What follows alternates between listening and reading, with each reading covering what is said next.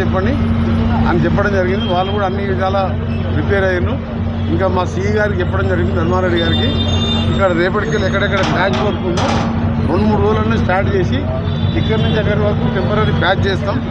Patch work చేసి flyover పూర్తి అయిన నాటికి ఫ్లైఓవర్ కింద మొత్తం కూడా ఈ టౌన్ కాబట్టి సిమెంట్ రోడ్డు వేయడం జరుగుతుంది. నారాయణ చౌరస్తకి వెళ్ళి నారపల్లి వరకు 8 కిలోమీటర్ల పొడవైన 6 లేన్ ఫ్లైఓవర్ 2017లో అగ్రిమెంట్ అయ్యి టెండర్లు పిలిచి 1200 కోట్లతోని ఆ రోజు అగ్రిమెంట్ చేసుకొని పనులు ప్రారంభించడం జరిగింది.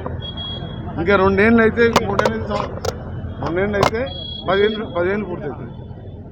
చాలా బాధాకరమైన విషయం. వివిధ కారణాలతోని గతంలో చేపట్టిన కంపెనీ కొన్ని ఆర్థిక ఇబ్బందులతో కానివ్వండి, అనేక కారణాలతో ఫారెస్ట్ క్లియరెన్స్ ముందు నారాపూర్ దగ్గరికి వెళ్ళి అక్కడ ఫారెస్ట్ వాళ్ళకి అక్కడ అయిపోయింది.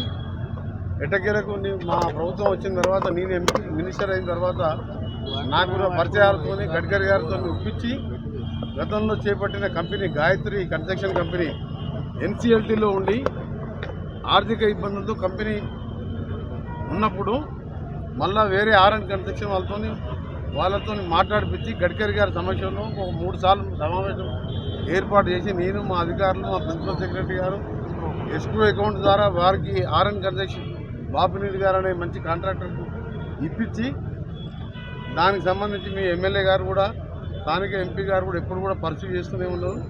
దాన్ని ఇవాళ పనులు కూడా వేగవంతం చేయడం జరిగింది.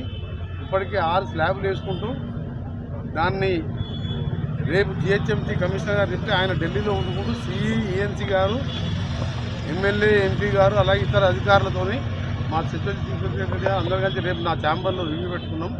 ఇక్కడి నుంచి కూడా స్లాబ్లు వేసే కార్యక్రమం జిహెచ్ఎంసీ వేరే వాళ్ళకి ఇచ్చిన కాంట్రాక్ట్.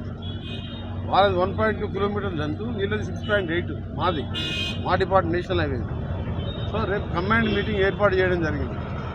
ఒకటే టార్గెట్ పెట్టుకున్నాం. మా కాంట్రాక్టర్కు, మా ఇంజనీర్లకు చెప్పడం జరిగింది. గడ్కరీ గారు కూడా ఎప్పుడు కలిసినా ఉప్పల్తిగా కావరా అంటాడు ఆయన. అంత ఇంట్రెస్ట్ చూపిస్తున్నాం.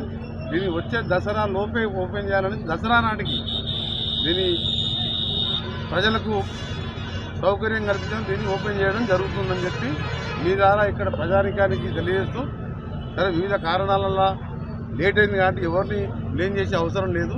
కొన్ని పెద్ద పెద్ద 8 కోట్ల ఫ్లైఓవర్ 6 లేన్ అంటే హైదరాబాద్ ఇంత లెంత్ అయిన ఫ్లైఓవర్ ఆఫ్టర్ పివి నరసింహరావు తర్వాత ఇదే ఫ్లైఓవర్. ఇది 6 లేన్, అది 4 లేన్. సో అందుకని డిలే అయింది. దీన్ని ఎవరిని నిర్మించదలుచుకోరే. నా వంతు మాత్రం మీ ఎమ్మెల్యే, ఎంపీలు, అక్కడ మా ఆఫీసర్లకు రోజు మాట్లాడుతాను నేను. ఏం ప్రోగ్రెస్, స్లాబ్ ఎప్పుడు ఇస్తున్నారు, ఇంకేమైనా ఇబ్బందులు ఉన్నాయని ఇప్పుడు కూడా అడిగిన కాంట్రాక్ట్